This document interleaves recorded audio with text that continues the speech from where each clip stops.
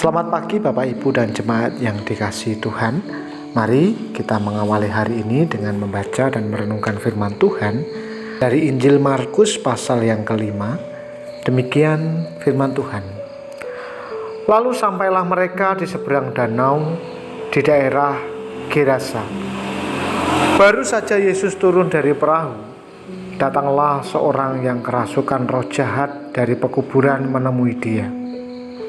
Orang itu diam di sana dan tidak ada seorang pun lagi yang sanggup mengikutinya, sekalipun dengan rantai.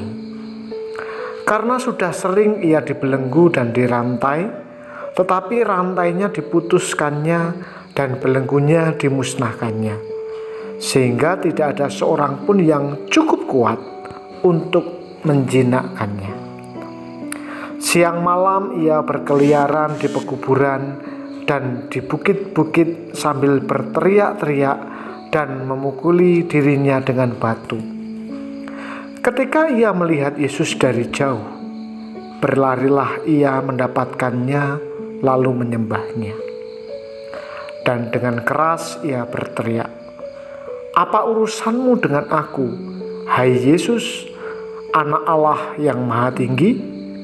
Demi Allah, jangan siksa aku." Karena sebelumnya Yesus mengatakan kepadanya, "Hai engkau roh jahat, keluar dari orang ini." Kemudian ia bertanya kepada orang itu, "Siapa namamu?" Jawabnya, "Namaku Legion, karena kami banyak." Ia memohon dengan sangat supaya Yesus jangan mengusir roh-roh itu keluar dari daerah itu. Adalah di sana di lereng bukit sejumlah besar babi sedang mencari makan. Lalu roh-roh itu meminta kepadanya, katanya, "Suruhlah kami pindah ke dalam babi-babi itu. Biarkanlah kami memasukinya." Yesus mengabulkan permintaan mereka. Lalu keluarlah roh-roh jahat itu dan memasuki babi-babi itu. Kawanan babi yang kira-kira 2.000 jumlahnya itu terjun dari tepi jurang ke dalam danau dan mati lemas di dalamnya. Maka larilah penjaga-penjaga babi itu dan menceritakan hal itu di kota dan di kampung-kampung sekitarnya. Lalu keluarlah orang untuk melihat apa yang terjadi. Mereka datang kepada Yesus dan melihat orang yang kerasukan itu duduk, sudah berpakaian dan sudah waras.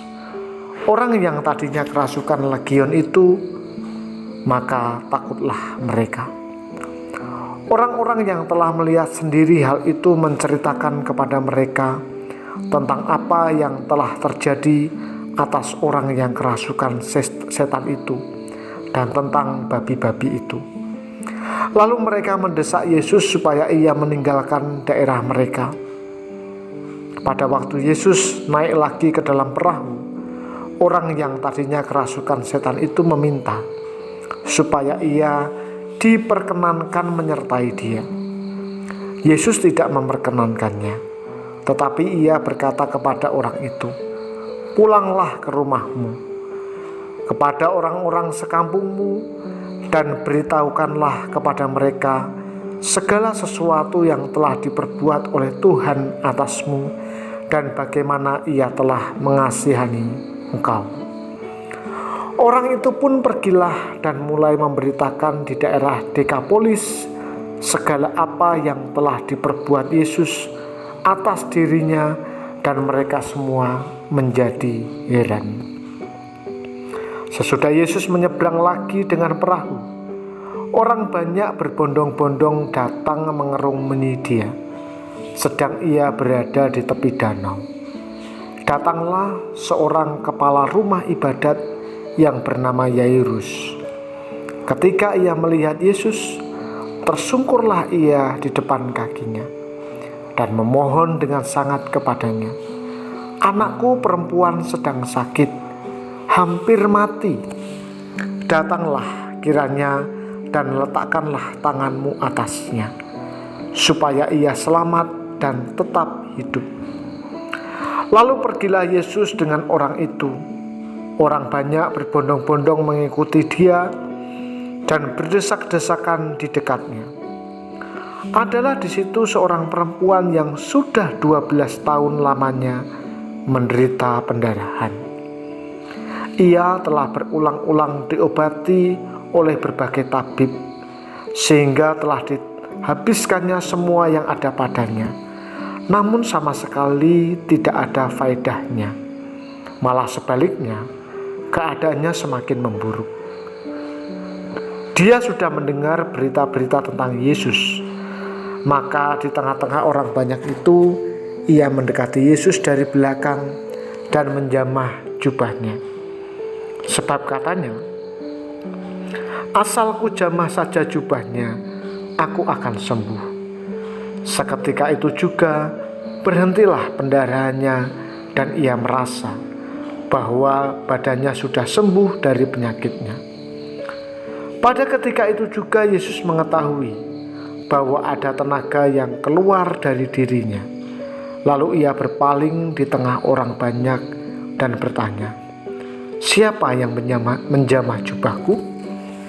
Murid-muridnya menjawab, "Engkau melihat bagaimana orang-orang ini berdesak-desakan dekatmu, dan engkau bertanya, 'Siapa yang menjamah aku?'" Lalu ia memandang sekelilingnya untuk melihat siapa yang telah melakukan hal itu. Perempuan itu yang menjadi takut dan gemetar ketika mengetahui apa yang telah terjadi atas dirinya, tampil dan tersungkur di depan Yesus dan dengan tulus memberitahukan segala sesuatu kepadanya. Maka katanya kepada perempuan itu, "Hai anakku, imanmu telah menyelamatkan engkau. Pergilah dengan selamat dan sembuhlah dari penyakitmu." Ketika Yesus masih berbicara, datanglah orang dari keluarga kepala rumah ibadat itu dan berkata, "Anakmu sudah mati. Apa perlunya lagi engkau menyusahkan guru?" Tetapi Yesus tidak menghiraukan perkataan mereka dan berkata kepada kepala rumah ibadat, "Jangan takut, percaya saja." Lalu Yesus tidak memperbolehkan seorang pun ikut serta, kecuali Petrus, Yakobus, dan Yohanes, saudara Yakobus. Mereka tiba di rumah kepala rumah ibadat, dan di sana dilihatnya orang-orang ribut, menangis dan meratap dengan suara nyaring. Sesudah ia masuk, ia berkata kepada orang-orang itu, "Mengapa kamu ribut dan menangis?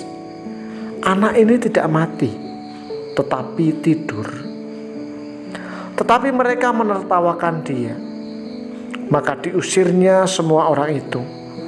Lalu dibawanya ayah dan ibu anak itu dan mereka yang bersama-sama dengan dia masuk ke kamar itu.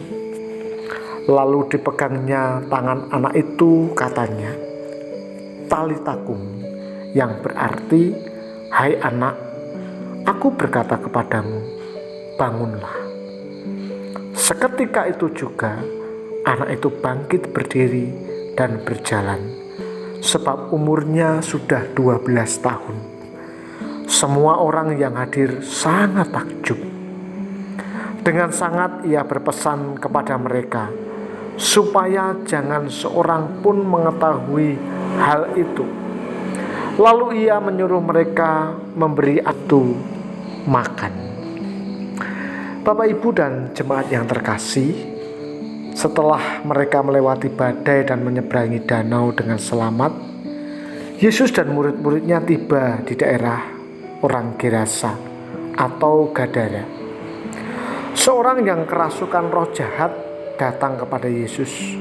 Bahkan bukan hanya satu roh yang merasuk, tetapi banyaknya seperti satu pasukan perang atau legion. Orang itu dikucilkan dan hidup terasing.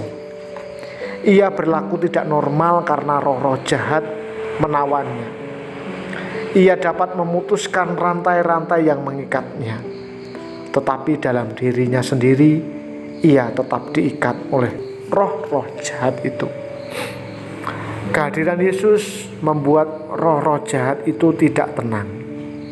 Yesus pun mengusir roh-roh jahat itu ke dalam kawanan babi, serta membebaskan orang itu dari ikatan roh-roh jahat. Orang itu akhirnya ingin mengikut Yesus, tetapi Yesus justru memintanya untuk pulang dan bersaksi atas apa yang dilakukan Tuhan kepadanya. Ia pun pulang dan bersaksi kepada orang-orang di Gerasa dan seluruh daerah itu, yakni daerah yang belum mengenal Allah. Saudara, Yesus adalah Tuhan yang berkuasa atas seluruh hidup manusia di segala daerah. Ketika kita percaya dan menerima Yesus secara pribadi, Ia melepaskan kita dari semua ikatan dosa dan kuasa iblis untuk menjadikan kita sebagai milik Allah. Di tempat kerja atau di tengah masyarakat, adalah kita merasa sendirian sebagai pengikut Tuhan. Saat kita bergumul di tengah lingkungan yang penuh tekanan, kita harus mengimani bahwa Yesus juga berkuasa di sana. Justru kita harus menunjukkan diri sebagai pribadi yang beriman kepada Yesus dan memiliki kehidupan yang sudah dibebaskan dimanapun kita berada. Kita juga dipanggil untuk bersaksi.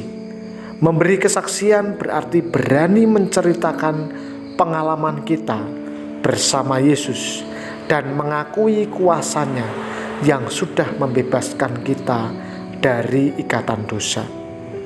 Kebebasan dan kesaksian kita akan menjadikan kuasa Yesus semakin nyata dan membawa banyak orang turut mengalami kuasa pembebasan Tuhan dari ikatan dosa dan kuasa iblis. Mari kita berdoa. Bapa kami yang di dalam surga, kami mengucap syukur kepadamu untuk kasih dan kemurahan-Mu. Engkau baik dalam hidup kami.